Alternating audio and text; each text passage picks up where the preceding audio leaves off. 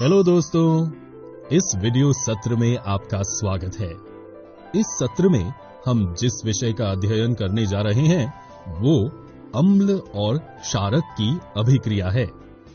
इस वीडियो में हम अम्ल और क्षारक के रासायनिक गुणधर्मों को बेहतर तरीके से समझेंगे और समझेंगे कि अम्ल और क्षारक धातु कार्बोनेट, धातु हाइड्रोजन कार्बोनेट, धातु ऑक्साइड और अधातु ऑक्साइड के साथ कैसे अभिक्रिया करते हैं।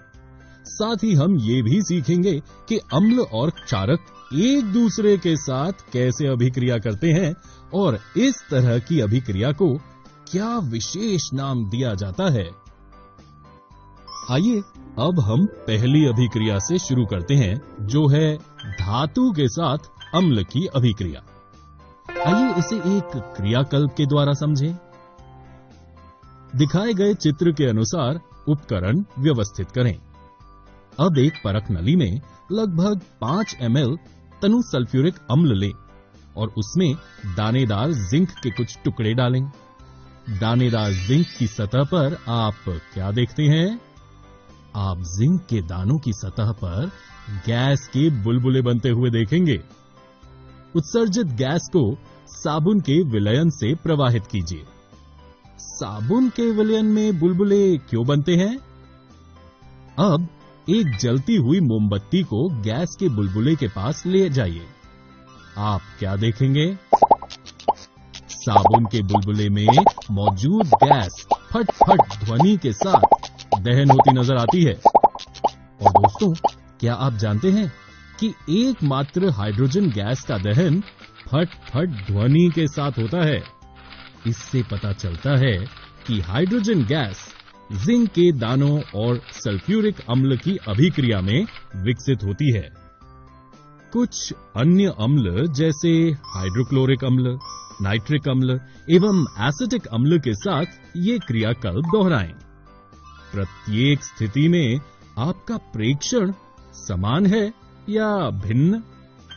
आप पाएंगे कि सभी स्थितियों में आपका प्रेक्षण एक समान होगा। इन सभी अभिक्रियाओं में धातु अम्लों से हाइड्रोजन परमाणुओं का हाइड्रोजन गैस के रूप में विस्थापन करती है और एक यौगिक बनता है जिसे लवण कहते हैं। अम्ल एसिड के साथ धातु मेटल की अभिक्रिया को हम इस प्रकार व्यक्त कर सकते हैं। इसलिए हम निष्कर्ष निकाल सकते हैं कि धातु मेटल हाइड्रोजन गैस बनाने के लिए अम्ल एसिड के साथ अभिक्रिया करता है। आइए अब हम धातुओं मेटल्स के साथ क्षारकों बेसिस की अभिक्रिया के बारे में बात करते हैं। जब एक धातु मेटल के साथ एक क्षारक बेस अभिक्रिया करता है तो एक धातु लवण मेटल सॉल्ट और हाइड्रोजन गैस बनते हैं। उदाहरण के लिए, जब सोडियम हाइड्रोक्साइड विलयन को जिंक के दानेदार टुकड़ों के साथ गर्म किया जाता है तो सोडियम जिंकेट और हाइड्रोजन गैस बनते हैं। इस तरह हम ये निष्कर्ष निकाल सकते हैं कि अम्ल एसिड और क्षारक बेस दोनों धातुओं मेटल्स के साथ अभिक्रिया करने पर लवण सॉल्ट और हाइड्रोजन गैस बनाते हैं। आइए अब आगे बढ़ें और धातु कार्बोनेट, मेटल कार्बोनेट तथा धातु hydrogen carbonate, metal hydrogen carbonate के साथ अम्ल और क्षारक किस तरह अभिक्रिया करते हैं, इस पर चर्चा करें। पहले हम अम्ल के बारे में चर्चा करेंगे। लवण कार्बन डाइऑक्साइड और पानी बनाने के लिए धातु कार्बोनेट या धातु हाइड्रोजन कार्बोनेट के साथ अम्ल अभिक्रिया करते हैं। आइए इसे एक क्रियाकल्प द्वारा समझें। 2 परख नलियां लें और उन्हें A और B से नामांकित करें। परख नली A में लगभग 0.5 ग्राम सोडियम कार्बोनेट Na2CO3 लें एवं परख नली B में 0.5 gram sodium hydrogen carbonate NaHCO3 लें। दोनों परख नलियों में लगभग 2 ml तनु हाइड्रोक्लोरिक अम्ल मिलाइए। आप क्या देखते हैं? हम देखेंगे कि एक गैस का तेज प्रवाह उत्पन्न होता है। उत्पादित गैस को चूने के पानी कैल्शियम हाइड्रोक्साइड के विलयन से प्रवाहित कीजिए एवं अपने निरीक्षणों को अभिलिखित करें।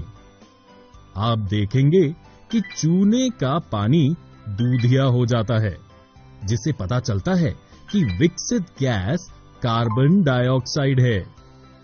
कुछ समय के लिए दूधिया चूने के पानी में कार्बन डाइऑक्साइड को प्रवाहित करते रहें।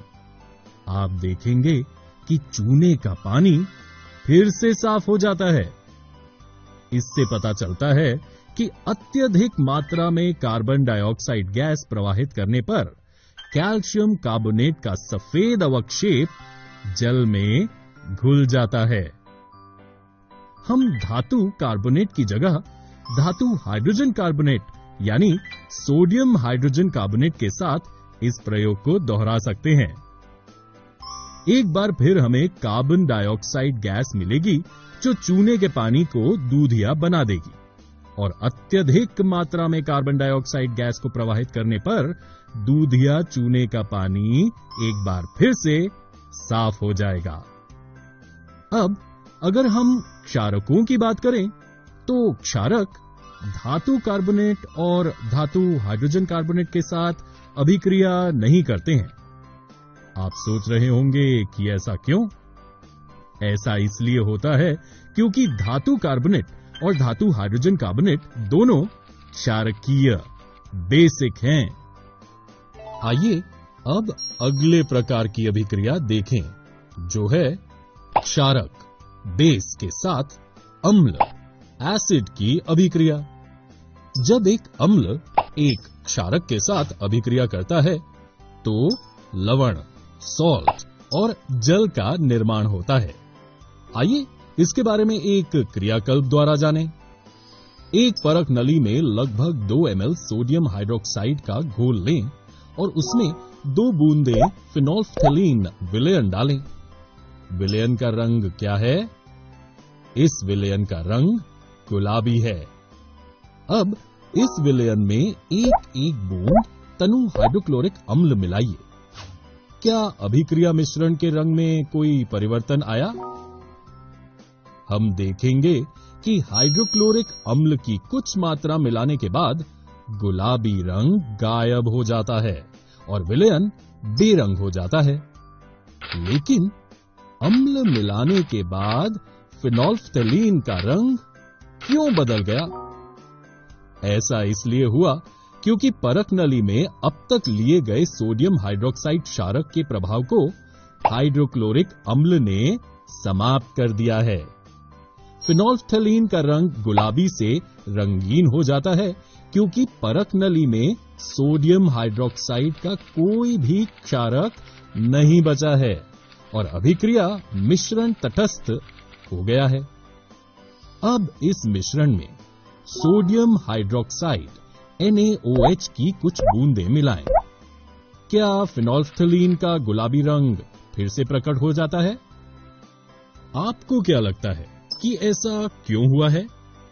ऐसा इसलिए हुआ है क्योंकि सोडियम हाइड्रोक्साइड की कुछ बूंदों को मिलाने के बाद अभिक्रिया मिश्रण फिर से क्षारकीय बेसिक हो गया है। आइए अब हम एक और उदाहरण लेते हैं। यदि हाइड्रोक्लोरिक अम्ल को सोडियम हाइड्रोक्साइड जैसे क्षारक के साथ मिलाया जाता है तो अम्ल द्वारा क्षारक का प्रेक्षित प्रभाव तथा क्षारक द्वारा अम्ल का प्रभाव समाप्त हो जाता है और सोडियम क्लोराइड लवण और जल का निर्माण होता है। चूंकि एक अम्ल और एक क्षारक एक दूसरे के प्रभाव को उदासीन न्यूट्रलाइज कर देते हैं, इसलिए लवण सॉल्ट और जल निर्माण करने के लिए अम्ल और क्षारक के बीच की अभिक्रिया को उदासीनीकरण अभिक्रिया न्यूट्रलाइजेशन रिएक्शन कहा जाता है। उदासीनीकरण अभिक्रिया न्यूट्रलाइजेशन रिएक्शन को इस तरह लिख सकते हैं। अब हम अगले प्रकार की अभिक्रिया पर चर्चा करेंगे, जो है लवण और जल बनाने के लिए अम्ल एसिड के साथ धात्विक ऑक्साइड मेटल ऑक्साइड की अभिक्रिया। और दोस्तों, आप पहले से ही जानते हैं कि धात्विक ऑक्साइड क्षारकीय है और इसलिए हम धात्विक ऑक्साइड के साथ क्षारकों की अभिक्रिया के बारे में क्या कह सकते हैं? जी हां, बिल्कुल सही। क्षारक धात्विक ऑक्साइड के साथ अभिक्रिया नहीं करते हैं। तो आइए धात्विक ऑक्साइड के साथ अम्ल की अभिक्रिया के एक उदाहरण पर चर्चा करें। बीकर में कॉपर ऑक्साइड की अल्प मात्रा लीजिए। अब इसे हिलाते हुए इसमें धीरे धीरे तनु हाइड्रोक्लोरिक अम्ल मिलाइए। विलयन के रंग पर ध्यान दीजिए। कॉपर ऑक्साइड का क्या हुआ? आप देखेंगे कि विलयन का रंग नील हरित हो गया है एवं कॉपर ऑक्साइड घुल गया है। विलयन का नील हरित रंग अभिक्रिया में कॉपर क्लोराइड CuCl2 के बनने के कारण हुआ है। तो हम ये निष्कर्ष निकाल सकते हैं कि लवण और जल बनाने के लिए अम्ल धात्विक ऑक्साइड के साथ अभिक्रिया करते हैं। लेकिन रुकिए, क्या आपको इस अभिक्रिया और उदासीनीकरण अभिक्रिया के बीच कोई समानता नजर आई? जी हां दोस्तों, ये भी एक तरह की उदासीनीकरण अभिक्रिया है। ऐसा क्यों? क्योंकि धात्विक ऑक्साइड वास्तव में क्षारकीय होते हैं और इसलिए ये अभिक्रिया क्षारक के साथ अम्ल की अभिक्रिया बन जाती है। आइए अब एक अधात्विक ऑक्साइड नॉन मेटल ऑक्साइड के साथ क्षारक बेस की अभिक्रिया पर चर्चा करें। अधात्विक ऑक्साइड प्रकृति में अम्लीय होते हैं और इसलिए ये अभिक्रिया उदासीनीकरण अभिक्रिया के समान होती है। अतः अधात्विक ऑक्साइड नॉन मेटल ऑक्साइड को क्षारकीय ऑक्साइड बेसिक ऑक्साइड भी कहते हैं। नमक और जल बनाने के लिए क्षारक अधात्विक ऑक्साइड के साथ अभिक्रिया करते हैं। यदि हम गौर से देखें तो पाएंगे कि अधात्विक ऑक्साइड तो अम्लीय होते हैं, सही। इसलिए ये अभिक्रिया तो वास्तव में एक क्षारक और अम्ल के बीच होने वाली अभिक्रिया है। उदाहरणतः कैल्शियम हाइड्रोक्साइड जो एक क्षारक है, कार्बन डाइऑक्साइड जो एक अधात्विक ऑक्साइड है के साथ अभिक्रिया करके लवण एवं जल निर्माण करता है। दोस्तों, इस वीडियो में हमने अम्ल और क्षारक की अभिक्रियाओं reactions of acids and basis का अध्ययन किया। अगले वीडियो में हम अम्ल और क्षारक की समानताओं commonalities of acids and bases के बारे में जानेंगे।